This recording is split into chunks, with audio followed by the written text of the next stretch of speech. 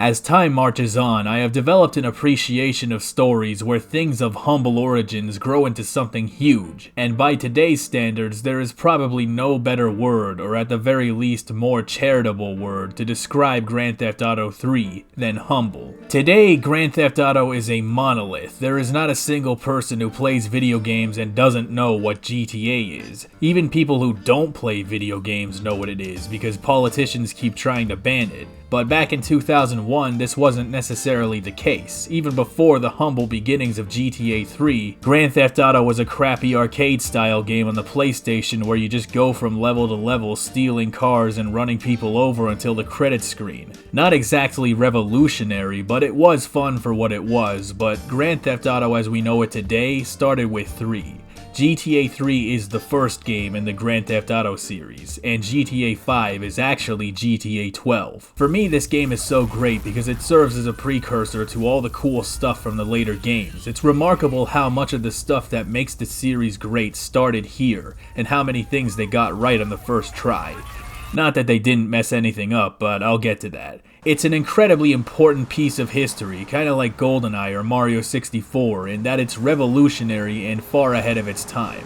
Every single open world sandboxy type game owes itself in some respect to this game, and there are aspects of it that are still impressive today, such as the open world itself. Considering the map is smaller than all the other games, it's still quite spectacular. There's a lot of variety between the downtown and the more suburban areas. You got airports and parks and downtown bustling cityscapes. It feels expansive and cohesive. But what's most impressive about the open world is how erratic and insane it is. The behavior of the world is very unpredictable in the most hilarious of ways. NPCs will get into fights with each other, and half of them are somehow even worse drivers than you are. Random civilians will try and beat the shit out of you if you cause problems, as if it isn't enough that the cops want to kill you too. If there's any sort of barrier between you or the cop cars, they'll just repeatedly try and drive over it and usually kill themselves in the process. The brand of chaos in this game is kinda like Cyberpunk, except instead of being insane glitches, the game is working as intended and it just happens to have been designed to be insane. This is very much the kind of game that is not only fun to play, but also very fun to watch. You can play this with your friends just spectating on the couch, and they'll probably have a good time as well. Exploring the open world is not only engaging because of its detail and authenticity, but also because of these hidden packages, which are incredibly useful, because every time you find 10 of them, you unlock a permanently respawning weapon at your safe house, so it's not just for show, it actually helps you in the game. But let's talk about the missions. Rockstar gets a lot of shit these days for their missions being too linear and handholdy, but GTA 3 is kinda the complete opposite. There's a lot more improv involved. I remember there was one mission where I had to collect incriminating evidence on some politician and then destroy the car. I had a wanted level after getting the evidence, obviously, and thought, great, now I have to get out of the car and blow it up, which will probably leave me open to police fire and kill me. But then suddenly my brain started working again and I realized, wait a minute, I don't have to do that. I can just crash the car over and over again until it catches fire and run like hell. There was another mission where I fucked it up the first time, but on my second attempt I blocked off the alleyway with a car and waited for the Goombas to accumulate against the car and blew it up and destroyed all of them at once. There are these rampage missions where you have to destroy a bunch of cars, but 90% of the time they drive away before you can actually destroy them. But if you can lure police vehicles to you by raising hell, the cops drive up to you and leave their cars unattended, and now you have targets that don't move. And then you learn that you can cancel the shotgun reload animation by jumping, which allows you to get some movement as well. There was another rampage where you had to destroy a bunch of vehicles using the drive-by shooting.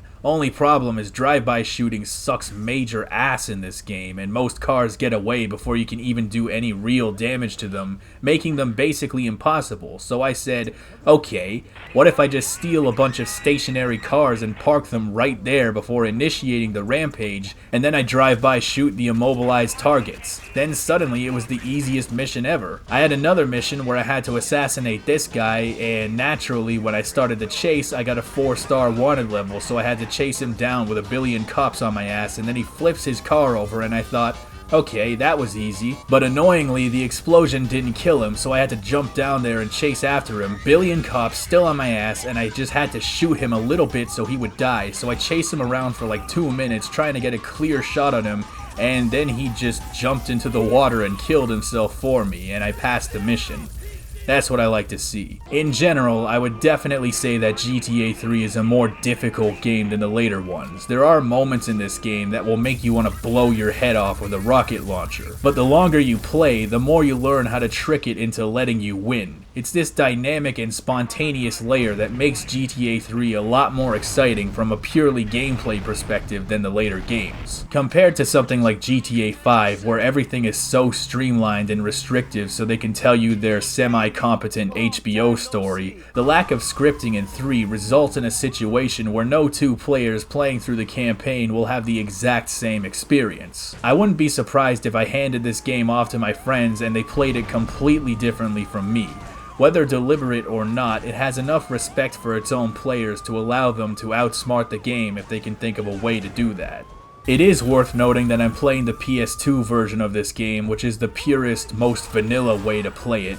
Well, it would be if I wasn't using an emulator. It's the earliest version of the earliest mainline GTA game, so as you can imagine, the mechanics are very, very good. The combat in this version is fucking atrocious. You don't have a slightly off-kilter aiming system like Vice City or a barely functional cover system like in Red Dead 2, but instead a targeting system that's somehow even worse than all of that. Basically, you hold R1 and hope to God that it targets the guy you want, which it almost never does. I had one time where I had to kill a bunch of guys that were in front of me, so I pressed R1 and it fucking targeted a guy behind me.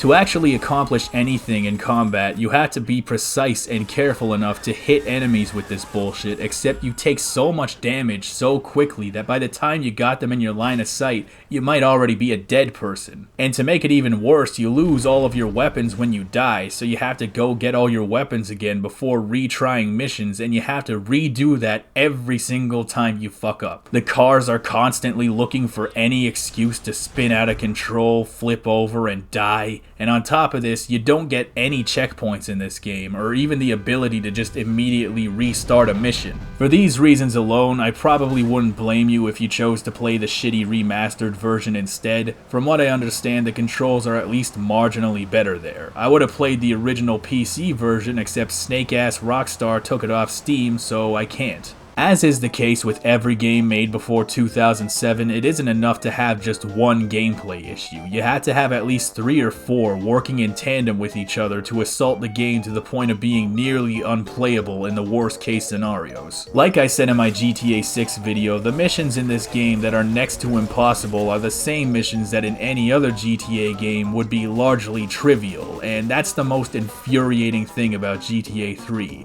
It's not a fundamentally difficult video game, it's just extremely janky. There is no question that to get at all the cool stuff in this game and see it through to the end, you will need a saint-like level of patience to put up with all this stupid shit the game throws at you.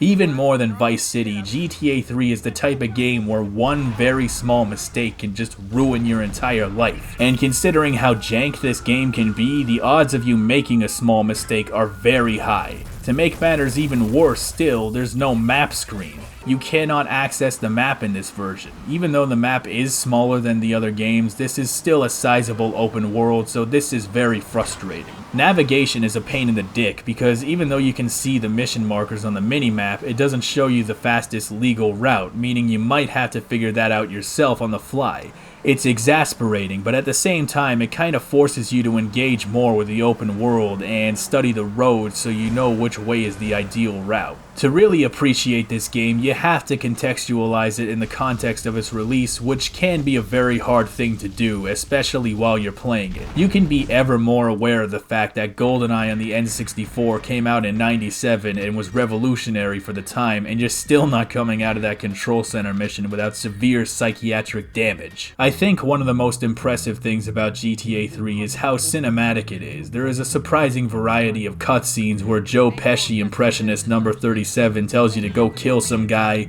or a boat explodes and a guy jumps in slow motion. It's definitely impressive for the time, as long as you forget that Metal Gear Solid 2 came out the same year. The graphics certainly do look like a PS2 game, and I do not mean that as a compliment, but the world is so detailed and fun to explore that it isn't a big deal. You do have a nice variety of music, albeit quaint in comparison to the games that came after. And then there's the story, which is fairly minimalistic. It's a revenge story, except the player barely knows a rat's dick about the main character and his relationship to his evil girlfriend that betrayed him, unless you played San Andreas. There's this new drug going around called Spank, which is turning everyone insane. Overall, the story is very goofy and held together by very sparse and relatively unremarkable developments. There are cool moments and plot twists here and there, but none of them are particularly resonant or impactful because none of the characters are developed very much. Again, considering it's a video game story, it's not bad for the time if you pretend MGS2 didn't come out the same year, but it's clear that the story was not the priority. Realistically, if I played this when it came out, it would have been phenomenal.